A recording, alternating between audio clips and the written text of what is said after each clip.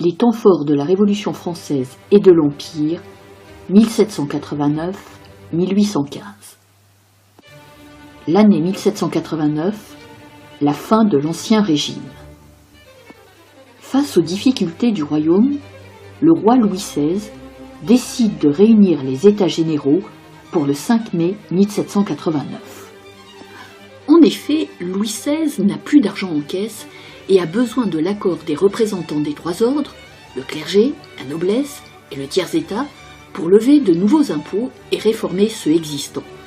Mais très vite, la situation lui échappe. En juin 1789, les députés du tiers-état, avec quelques députés de la noblesse et du clergé, se proclament Assemblée nationale. Il faut retenir 4 temps forts qui ont eu lieu au cours de l'été 1789. Le premier temps fort est le serment du jeu de paume, le 20 juin 1789. Les députés constituant la nouvelle Assemblée nationale décident de ne jamais se séparer tant qu'ils n'auront pas rédigé une constitution. On peut parler de décision révolutionnaire dans la mesure où la France n'avait pas de constitution. Les députés, en prenant cette décision, décident d'accorder à l'Assemblée le pouvoir législatif. Il s'agit de mettre fin à l'autoritarisme royal pour mettre en place une monarchie parlementaire, comme en Angleterre par exemple. Le deuxième temps fort de l'été 1789 est la prise de la Bastille le 14 juillet. À Paris, des rumeurs font craindre une intervention des troupes contre la capitale. Pour se défendre, les Parisiens vont chercher des armes aux Invalides, mais il leur manque l'essentiel, la poudre. Et ils savent où la trouver, à la Bastille, une vieille forteresse surplombant le quartier populaire de Saint-Antoine. Les troupes du roi se rallient aux insurgés qui prennent d'assaut la citadelle. L'attaque est sanglante et se termine par le massacre des défenseurs de la Bastille et de son gouverneur. C'est l'irruption du peuple parisien au cours de l'été 1789. Sire. Qu'y a-t-il? Sire, les Parisiens ont pris la Bastille.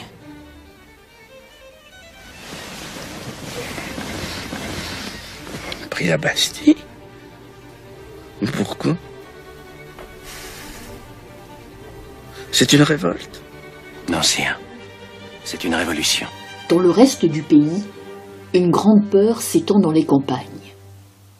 Les paysans craignent que les seigneurs ne mènent une répression face aux événements révolutionnaires.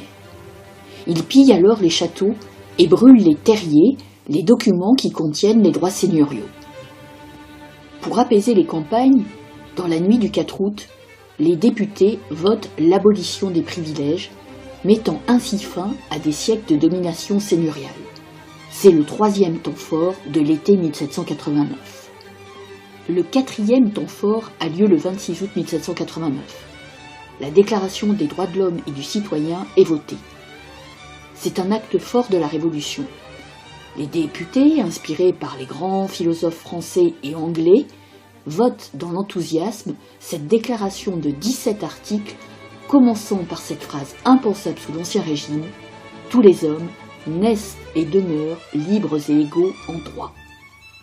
Pour clore les grands changements de l'été 1789, en octobre, le roi et les députés s'installent à Paris.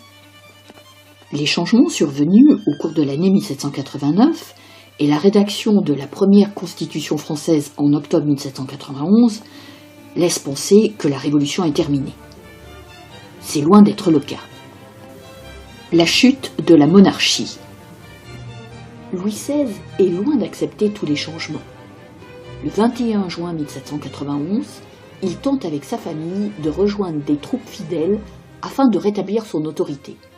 Mais il est reconnu dans une auberge, arrêté à Varennes et ramené à Paris. Dès lors, la ferveur monarchiste d'une partie des Français commence à s'effriter. Depuis la fuite de Varennes, le roi Louis XVI et sa famille sont assignés à résidence au palais des Tuileries. Cette surveillance et les changements politiques intervenus depuis 1789 inquiètent de plus en plus les puissances européennes qui souhaitent apporter leur soutien à Louis XVI. La guerre contre l'Autriche semble inévitable. Elle est déclarée en avril 1792. Le roi et les députés sont favorables à la guerre, mais pour des raisons différentes. Louis XVI souhaite secrètement la défaite des armées françaises afin de rétablir son pouvoir absolu avec l'appui des armées étrangères, alors qu'une majorité des députés souhaite exporter les idées révolutionnaires à travers l'Europe. Les Autrichiens, alliés aux Prussiens, envahissent la France et connaissent leur première victoire. Le duc de Brunswick, qui commande l'armée prussienne, promet par un manifeste, une lettre, de livrer Paris à une exécution militaire si la famille royale subissait le moindre outrage. Contrairement à ses attentes, il constate que cette lettre, loin d'effrayer les Français, a provoqué un sursaut patriotique. Sûr de la trahison du roi, le 10 août 1792, la foule envahit les Tuileries et en massacre ses défenseurs. Le roi et sa famille, qui ont trouvé refuge à l'Assemblée, sont enfermés dans la prison du Temple. C'est la fin de la monarchie. La République. La nouvelle Assemblée, appelée la Convention, proclame l'abolition de la monarchie le 21 septembre 1792. Et le lendemain, le 22 septembre, les députés décident, sur une proposition de Danton, que désormais les actes publics seront datés de l'an 1 de la République. L'Assemblée met sans tarder le roi en accusation. Le procès se déroule à la Convention même. Le 21 janvier 1793, Louis XVI est guillotiné en place publique à Paris.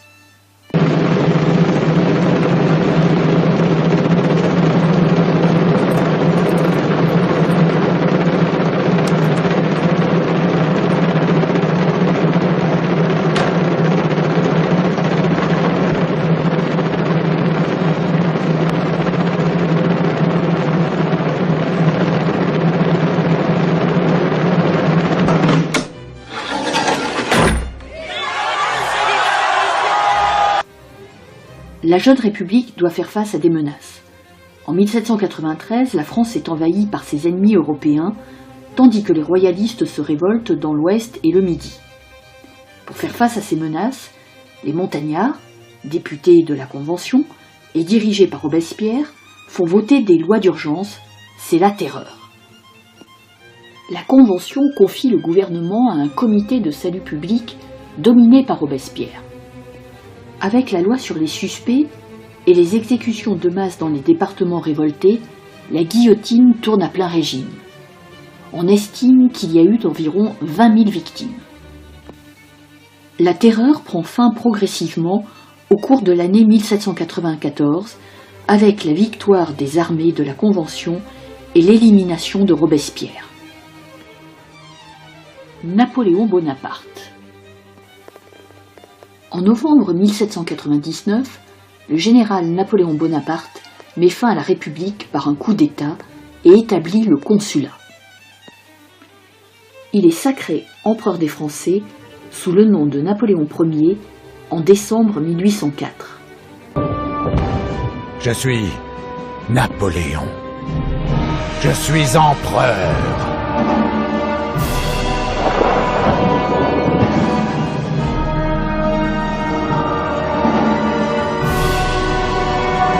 Brûlez-le! Le Premier Empire est un régime autoritaire. Napoléon concentre tous les pouvoirs entre ses mains. Mais il confirme certains acquis de la Révolution. Depuis 1792, la France réalise des conquêtes en Europe. Belgique, Hollande, Italie du Nord. Napoléon poursuit l'expansion. Il est à la tête d'un vaste empire européen qui compte 130 départements en 1811. D'autres États sont confiés à des membres de sa famille. Mais Napoléon suscite de plus en plus de rejet dans une grande partie de l'Europe. En 1812, il perd une grande partie de son armée lors de la campagne de Russie. Battu en Allemagne puis en France, il abdique en 1814. Après un bref retour, il est définitivement vaincu à Waterloo en 1815. Il est alors exilé dans l'île de Sainte-Hélène, en plein cœur de l'océan Atlantique, où il meurt en 1821. La défaite de Napoléon est en partie la victoire des monarques européens coalisés qui souhaitent le rétablissement de l'ordre ancien d'avant 1789.